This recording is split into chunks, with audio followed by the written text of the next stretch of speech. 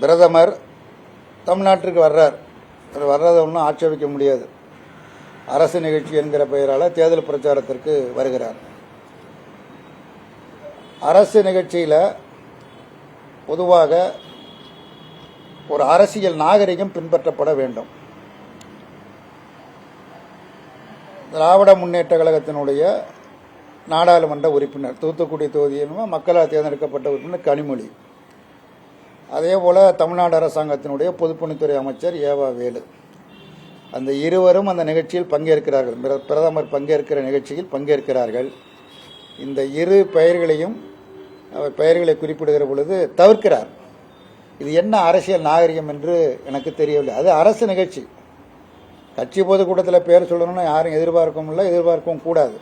அரசு நிகழ்ச்சியில் அந்த சம்பந்தப்பட்ட தொகுதியினுடைய நாடாளுமன்ற உறுப்பினர், அரசின் சார்பாக கலந்து கொள்கிற அமைச்சர், இந்த இரண்டு பேரையும் தவிர்த்துவிட்டு அவர் பொதுக்கூட்டத்தில் பேசியதை எல்லோரும் அறிவார்கள். எந்த பிரதமரும் இப்படிப்பட்ட அரசியல் அநாகரிகமாக நடந்து கொண்டது கிடையாது. இரண்டாவதாக, பாரதிய ஜனதா கட்சியினுடைய பொதுக்கூட்டத்தில் அவர் பேசுகிற பொழுது 370 இடங்களில் வெற்றி பெறுவோம், 400 இடங்களில் வெற்றி பெறுவோம் என்று சொல்வதெல்லாம் அது அவருடைய கருத்து, அதில் நான் மறுக்கலை.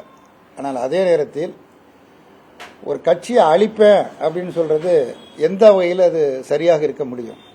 திராவிட முன்னேற்ற கழகம் இருக்காது, தேர்தலுக்கு பிறகு அதை இருக்க விட மாட்டோம் அப்படின்னா மோடி என்ன, அவருடைய உண்மையான முகம் வெளிப்படுகிறது.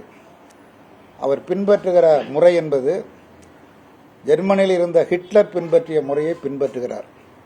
அதாவது அரசியல் கட்சிகளே இருக்கக்கூடாது. இன்றைக்கு திமுக இருக்கக்கூடாது, நாளைக்கு காங்கிரஸ் இருக்கக்கூடாது, அப்புறம் பிறகு கம்யூனிஸ்ட் கட்சி இருக்கக்கூடாது என்று எல்லா கட்சிகளையும் அழித்துவிட்டு தங்களது கட்சி மட்டுமே இருக்க வேண்டாம், அதான் ஒரே நாடு, ஒரே தேர்தல், ஒரே மொழி என்றெல்லாம் பேசப்படுவது இந்த அர்த்தத்தில் தான் பேசப்படுகிறது. அதை இன்றைக்கு வெளிப்படையாக தமிழ்நாட்டில் ஆண்டு கொண்டிருக்கிற கட்சி திராவிட முன்னேற்ற கழகம், ஒரு மக்கள் செல்வாக்கு பெற்ற கட்சி. அந்த கட்சியை நான் அழிப்பேன், அந்த கட்சி இருக்காது, இருக்கக்கூடாது என்று ஒரு நாளாந்தர பேச்சாளரை பேசுவதை காட்டிலும் தரம் தாழ்ந்து பேசுவது அரசியல் நாகரிகம் அல்ல. திமுகவை அவர் கொள்கை பூர்வமாக விமர்சிப்பதில் ஆட்சேபனை இல்லை. கொள்கை பூர்வமாக விமர்சிக்கலாம், எந்த ஒரு கட்சியும் விமர்சிக்கலாம். ஆனால் ஒரு கட்சியை அழிப்பேன் அப்படி என்று சொன்னால் ஒரு சர்வதிகாரியால் தான் அப்படியாக சொல்ல முடியும். வேறு யாராலையும் அந்த மாதிரி ஜனநாயகத்தில் நம்பிக்கை உள்ள யாரும் சொல்ல முடியாது.